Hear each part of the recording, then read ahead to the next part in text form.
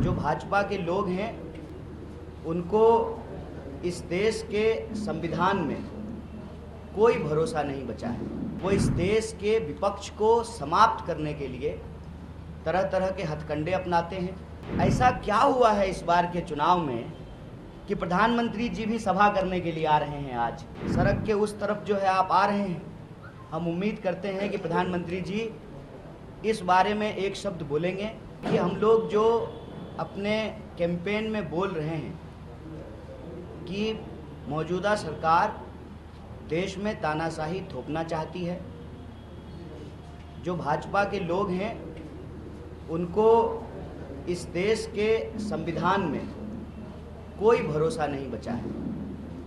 इसीलिए वो इस देश के विपक्ष को समाप्त करने के लिए तरह तरह के हथकंडे अपनाते हैं।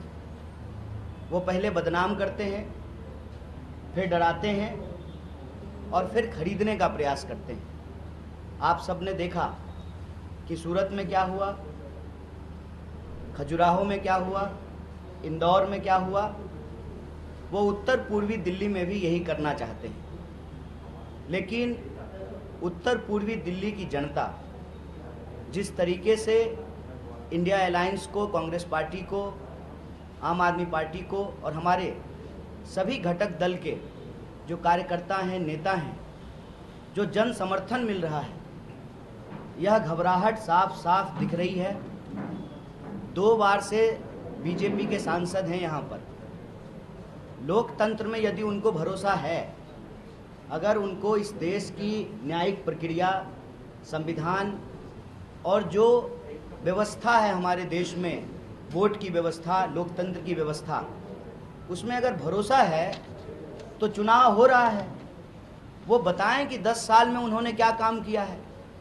लेकिन अपना काम बताने की बजाय जब से कांग्रेस पार्टी की ओर से मुझे इंडिया अलायंस का प्रत्याशी बनाया गया है उत्तर पूर्वी दिल्ली से, लगातार झूठ बोल रहे हैं, डॉक्टर नकली वीडियो घुमा रहे हैं और आम लोगों को भड़काने का प्रयास कर रहे हैं। जब आम लोग इनकी बातों में नहीं आए, आम लोगों ने हर गली में इनसे यही पूछा कि सड़कें क्यों नहीं बन रही, जाम की समस्या क्यों नहीं समाप्त हो रही, क्यों यहाँ पर लॉ एंड ऑर्डर का, कानून व्यवस्था का एक गंभीर समस्या है और 10 साल में आप दिखाई क्यों नहीं दिए, हमारे सुख दुख में क्यों नहीं आए।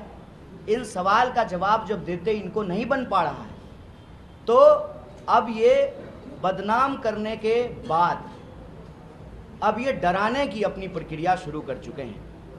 तो मैं उनको कहना चाहता हूँ, हम गांधी जी के सिपाही हैं, हम डॉक्टर बाबा साहेब भीमराव अंबेडकर के संविधान को मानने वाले लोग हैं। हमारे अंदर शहीद आजम भगत सिंह का साहस है।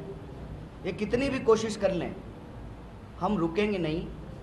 हम उत्तर पूर्वी दिल्ली की जनता के सवाल उठाते रहेंगे और हमारा सवाल उठाने का असर देखिए। 10 साल हो गए, 10 साल से सांसद हैं साहब और 10 साल से प्रधानमंत्री जी, आदरणीय प्रधानमंत्री जी प्रधानमंत्री, एक बार भी उत्तर पूर्वी दिल्ली नहीं आए। ऐसा क्या हुआ है इस बार के चुनाव में कि प्रधानमंत्री जी भी सभा करने के लिए आ रहे हैं आज। और जहां प्रधानमंत्री जी सभा करने के लिए आ रहे हैं, आदरणीय प्रधानमंत्री जी, आप कहते हैं बेटी बचाओ बेटी पढ़ाओ। कल हमारे ऊपर हमला करने के प्रयास में एक जो महिला पार्षद है, छाया शर्मा, जिस वार्ड में प्रधानमंत्री जी आ रहे हैं उसी वार्ड की जो पार्षद है, उस महिला पार्षद पर भी अटैक किया गया, स्याही फेंकी गई। बाकी कंप्लेन उन्होंने पुलिस में कराई है। तो आप कहते हैं बेटी बचाओ बेटी पढ़ाओ। सड़क के किस तरफ आपके समर्थक हमला कर रहे हैं, सड़क के उस तरफ जो है आप आ रहे हैं। हम उम्मीद करते हैं कि प्रधानमंत्री जी इस बारे में एक शब्द बोलेंगे। देश के लोगों ने उनको अपना आशीर्वाद दिया, 2 बार प्रधानमंत्री बनाया, लोकतंत्र के द्वारा चुने हुए 140 करोड़ लोगों के प्रधानमंत्री हैं वो। उस पार्षद के भी प्रधानमंत्री हैं जिस पार्षद के ऊपर यह कायराना हमला किया गया है।